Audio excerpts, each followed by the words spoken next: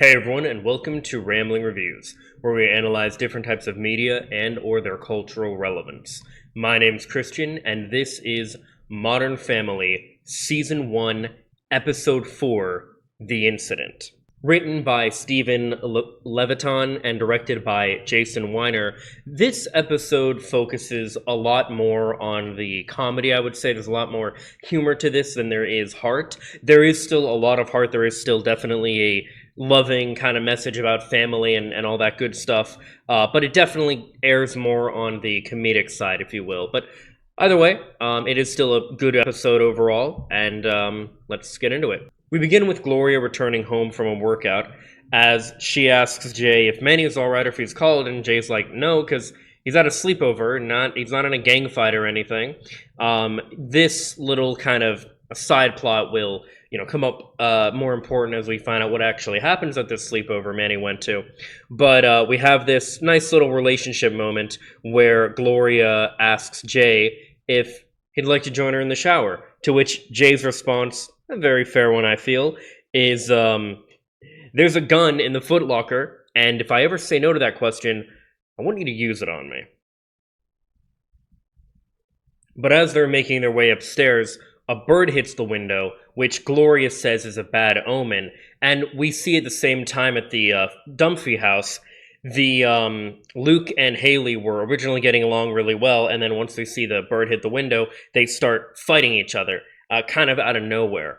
And we see exactly what that bad omen was as Claire and Mitchell's mother returns, and nobody is happy about it. I mean, it's just like nobody really likes Dee Dee, who is Jay's ex-wife, because what is referred to a lot, and we'll get into later, is that there was this major incident that happened which especially made Gloria dislike her. But not only that, she doesn't have any tact when it comes to talking to people about especially any kind of issues that she feels they need to address or anything like that. Where, for example, she indirectly comments on Cameron's weight. How Cameron even mentions that last Christmas she got him I don't remember what this is called. This isn't an elliptical. I don't remember what this machine is, but whatever, some kind of workout machine and a lettuce dryer. Not even sure what a lettuce dryer is or why you would want your lettuce dry, but it's one thing to get somebody this kind of gift, if you're being supportive and the person has expressed to you that they're wanting to, work out or diet or something of that nature. But when it's presumed and it's put on someone like this, it's basically like you're saying, hey fatty, lose some weight. You know what I mean? It's really rude, obviously. But as she's here, it turns out that she expresses to Mitchell and Cameron that she's been seeing this guy by the name of Chaz, but she can't give herself to him fully, as she even says sexually, which is where she goes, a bit TMI for them, but, she can't be intimate with him because she can't get past the incident. She wants to be able to move on from that, to which we have this kind of foreshadowing of everybody talking about the incident, and what the incident ends up being is that at Gloria and Jay's wedding, because again, she is Jay's ex, she basically got absolutely wasted and just made a bunch of remarks about, basically kind of insinuating that Gloria was a gold digger, which is something we're going to address in a later episode. I think the next episode, actually. But that Gloria was a gold digger. Jay only, got her because of, his money. She makes some racist remarks, all these different things. And it escalates to the point where Phil and Cameron have to drag her out of the room, basically kicking and screaming as she does a horrible impersonation of Gloria. I mean, she even knocks the cake over. It's a mess. She ruins their wedding. And there is a point too, as well, to mention that the only reason she was there was because Mitchell invited her, thinking it would be a good idea. Cameron even points out how he told him it was a terrible idea, but he went ahead with it anyway. Because as we're gonna find out later here, Cameron has a very interesting relationship with his mother. He's very much a mama's boy, which is something he's going to be, properly kind of critiqued for as the episode goes on and we analyze this further. Meanwhile, as Manny gets back from his sleepover, he says, "Oh, everyone was laughing. It was a great time." And they're like, "What's on your face?" Like, "My smile from having so much fun with my friends." And we see that it was not just a smile on his face, but that they drew a goatee on him as well. Gloria, a little bit distressed by this, asks like, "Oh, why would the guys do this?" And Jay kind of explains like, "Oh, this is just these guys kind of having fun with each other. All you got to do is get them back." And this is just kind of a cute little moment as Manny decides to do just that. It's going to turn not so cute, but still funny in a little bit here. But I mean, they're right. I mean, it's not the end of the world. It's not great. I was never into like any kind of hazing or anything like that. We never did. Me and my friends, like when we'd spend the night or whatever, we never like drew on each other's faces or did any bullshit like that. I did have a friend one time years ago who, and this was on like a not a missions trip, but like a youth group trip back when I was going to church. And this kid stuck his dick in like a jar of peanut butter. Like, that's the dumbest shit. And that never happened with like any of my friends, like in general. That was specifically these dumbasses from this youth group, which I loved for the most part. It's just some of the people were fucking idiots. And I mean, you know how it is. Now, I mentioned how much of a mama's boy Mitch is.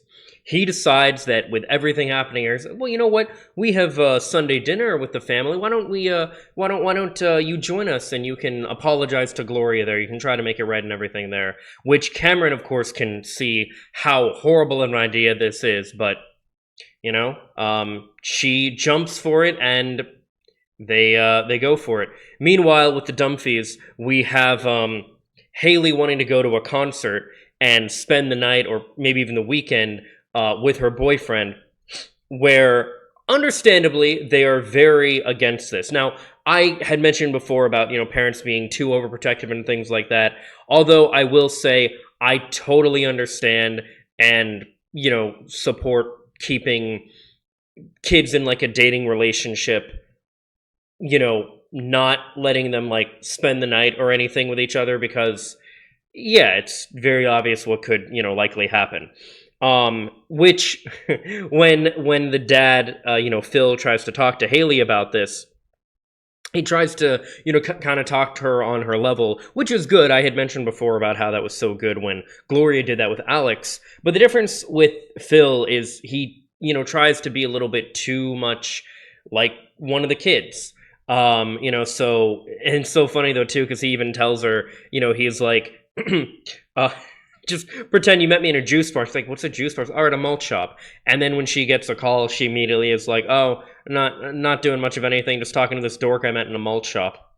And it's like, okay, that's pretty clever.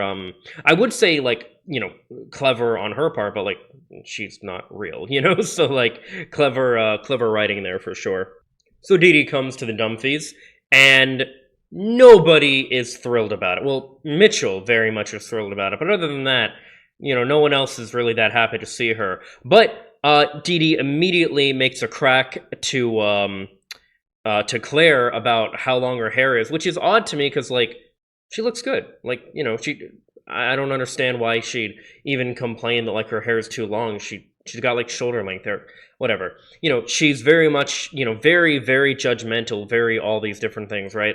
So, but anyway, she does actually get along really well with Haley real quick as they're discussing, and, she's even saying, she's like, "Oh, Mom won't let me go to this concert I want to go to." And, we have this bit where Dee Dee just mentioned, she's like, "Oh, well, that sounds familiar. Karma's a bitch, ain't it?" And we have this whole moment where basically, she gets Claire to talk about how Claire had this boyfriend Ricky who she wanted to, spend time with like this, away from, supervision and, all these different things, and how that was an issue. But Claire defends Ricky, saying how, first of all, he's a poet, and, we're seeing the parallels here where he's a poet, Dylan's a songwriter. We have this part where, she says, well, Ricky was a really sweet guy, and you would have known that if you got to know him, all these different things. And Haley points out, she's like, well, hey, Dylan's a great guy too, and you'd know that if you get to know him as well. So, calling out, Claire's hypocrisy, and in order to prove that she is not like her mom and is repeating the same mistakes as her mom, she agrees to invite Dylan over and see that basically if her and Phil like Dylan and feel comfortable with Haley being with him, in this capacity, that she'd be okay with it.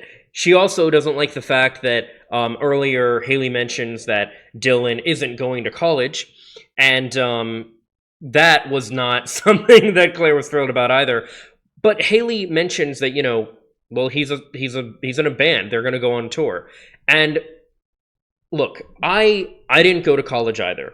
I was very much, it's funny because I mentioned before about how like I see some of Manny in myself, or some of myself in Manny, and I do, but I also see a lot of myself in Dylan, especially in his like career aspects and things of that nature, because I was dead set for a long time on professionally pursuing a career as an actor and musician.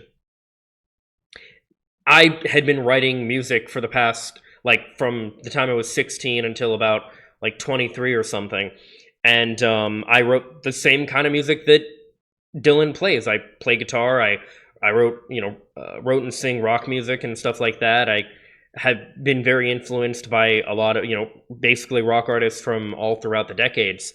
So I understand where Dylan's coming from, and I get it on that level, but we'll delve into that a little bit more as we go on here. But, I understand his character. So Claire calls out Mitch for cleaning up their mother's mess once again, and only proves his mommy issues right as he refers to her as mommy before heading off to talk to Jay about the situation so that he and Gloria will know ahead of time. Jay just tells him, nope, we're not going to let Gloria know about this. You were never here. If you want to have her over there, we will show up and we'll all be surprised, because Jay's acting like he's got no idea what's going on here. Now, Gloria would have been there, by the way, but as Jay says, she was dealing with a Manny situation where we have some payoff to the whole, getting back at those kids thing. He set their bike on fire. Don't mess with this kid.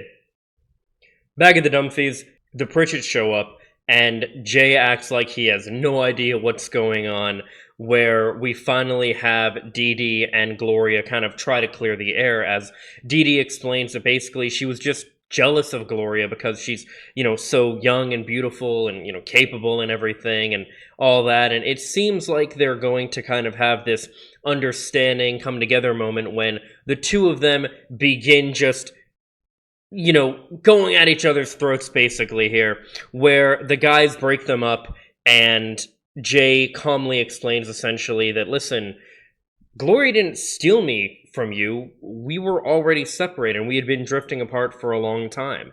And they kind of have this understanding. One thing that I do want to mention here, it's come up a bit, but this is a part where I feel it's an appropriate, part to mention this here. There's kind of a running gag of Phil,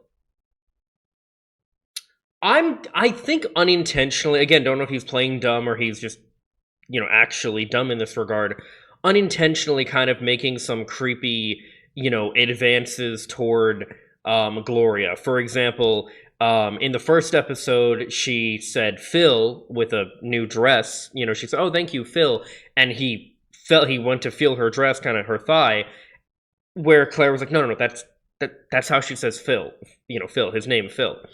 But we also have these moments where, like, when he broke them up, he's holding tight on to Gloria. He's like, I got Gloria, but he's like, really kind of squished up against her, practically groping her, and it's like, all right, dude, this is becoming a pattern. This is getting kind of gross. But I mean, again, I get it. It's done for laughs, but it's just kind of like, what the hell, dude? But we have this sweet moment where Dylan, of all people, kind of put things into perspective and just say that, like, Dee Dee is trying to hold on to something awesome in Jay. And he basically explains that, how great the family is and how loving and accepting they are of each other despite their differences, and how Haley has this incredible confidence, which is one of the main things that attracted him to her. And that kind of confidence is only, found with this such a loving family like this. At this point, he's really won over Phil and Claire, and they ask him to play a song for him, or for them. And this is where, again, the just incredible writing of this show. Heartfelt moment, funny moment. Dylan plays a song that he wrote for Haley called Underneath the Moonlight. And this song, first of all, I have to point out, as soon as he starts that out, I'm like, this is not a soft, like, melodic love song. He's playing it on acoustic, but he's doing all downstrokes. He's playing it like a rock song. And I'm sure it would sound great with like guitars and drums and everything, but this is not a soft acoustic piece like would be appropriate for the moment. I've written many love songs for, past girls I've been into and been with and such, and yet, some have been more on the more romantic side, some have been on the more, sexually charged side. This song turns out to kind of start sounding a bit romantic, but definitely is on the more sexually charged side. As he launches into the chorus, where he just repeats, "I just want to do you," over and over again. Very repetitive chorus as well. And it immediately changes the tone, where Phil and Claire were immediately like, oh my god, he's perfect. And then when they hear the song, they're like, yeah, no, she's not going to that concert at all. Like, no chance in hell. But after all of that, we have this moment where, as the credits are playing, we see all the characters singing the song that Dylan just sang as they're doing different things. We see Luke playing his DS. We see characters like, in the middle of brushing their teeth and all these different things. And we have this kind of cute moment at the end where Mitchell and Cameron are trying to like harmonize or something. And no, it's just it's a cute little funny moment and way to wrap up the episode.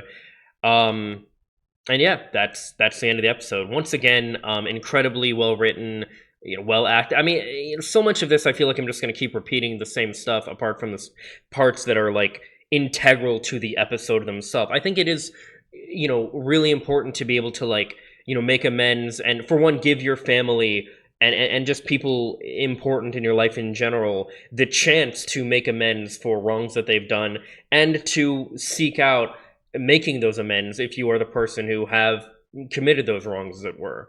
On the parts about parenting and such, like, again, I'm not for parents being like overprotective, but I totally get where they're coming from with, Haley spending the night or the weekend or whatever it was after the concert with Dylan and things like that. I totally get that.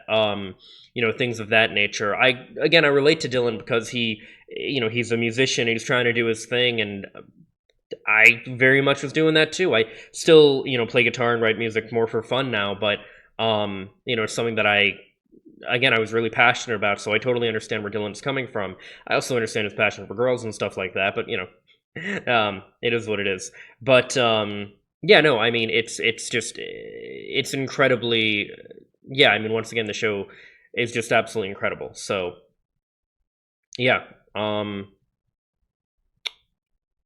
Oh yeah, and I also really liked the, kind of putting in perspective about how Claire, how it was with how she was as a kid. We're kind of seeing those bits and pieces here of the fact that the reason she is so protective of Haley is because she doesn't want Haley to make the same mistakes she did, and we see that she has a past a lot more reckless than Haley did. So, it's interesting to see that, and the parallels between like, Claire's boyfriend Ricky and Haley's boyfriend Dylan and things like that. And it's a very, God, it's such a well done show. And again, these characters, like, yeah, they have flaws and they have their issues and they're not perfect, but like they're very well written characters, I feel, and it's such a good show, man. Like I just can't stress enough. If you're watching these like reviews along with the show, which is how I would do it, and what I'd recommend, then I hope you're enjoying it. If you're not watching the show yet, seriously, you owe yourself to actually watch the show. But anyway, as always, these are just my thoughts. Let me know what yours are in the comments down below. Follow me on social media for more. Subscribe and ring the bell to stay up to date. Leave a like if you like. And if not, I hope you find something to do like. Later, guys. Peace and love.